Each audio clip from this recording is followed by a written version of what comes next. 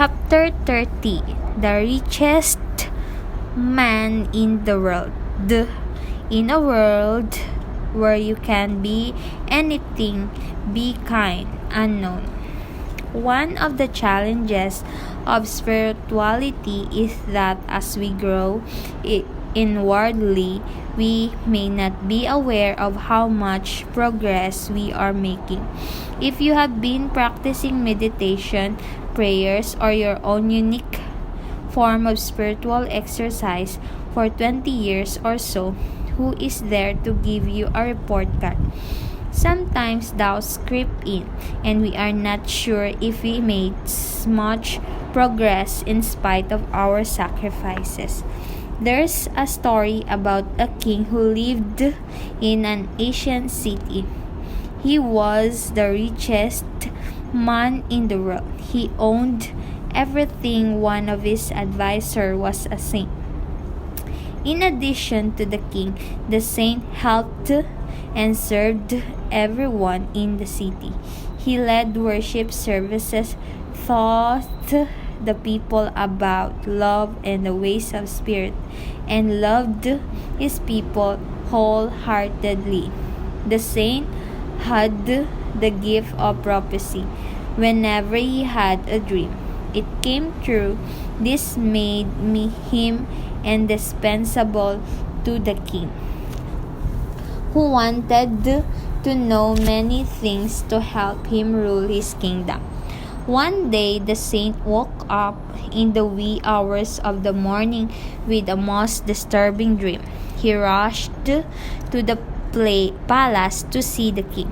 "What brought you here so early in the morning?" demanded the king.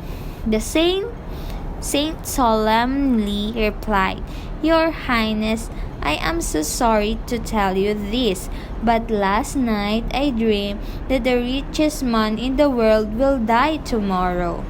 The king was shocked because he was the richest man in the world. To conceal his fear, he laughed jovially and asked, "Is that all?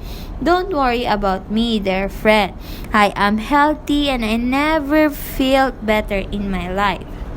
"Fine, sir," responded the saint. "I just wanted to notify you of my dream. As I have always done in the past." He left and returned to the small, modest church where he lived. As the king went about his day, he kept thinking about the saint's dream. The saint had never been wrong. Concerned, the king went to see his doctor for an evaluation. Although he received a clean bill of health from his doctor, the king was still worried. In fact, he went through the rest of the day expecting the worst.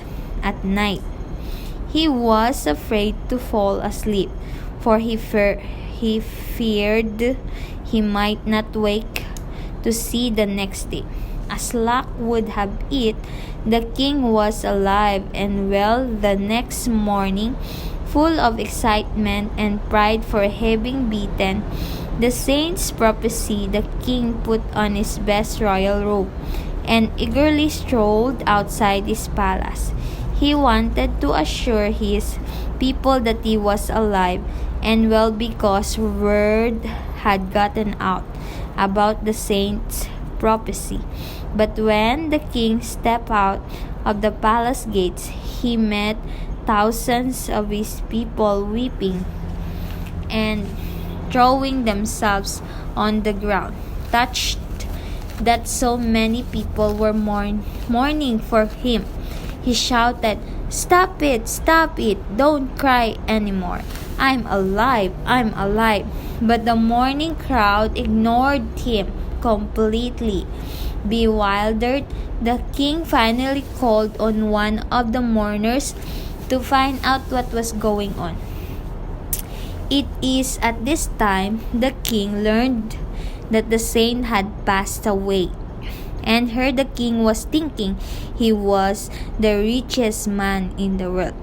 To those spiritual seekers who are really making a sincere effort to their own spiritual emancipation, trust and just keep going. You are making tremendous progress but may not realize is consciously. By Zil Okogeri.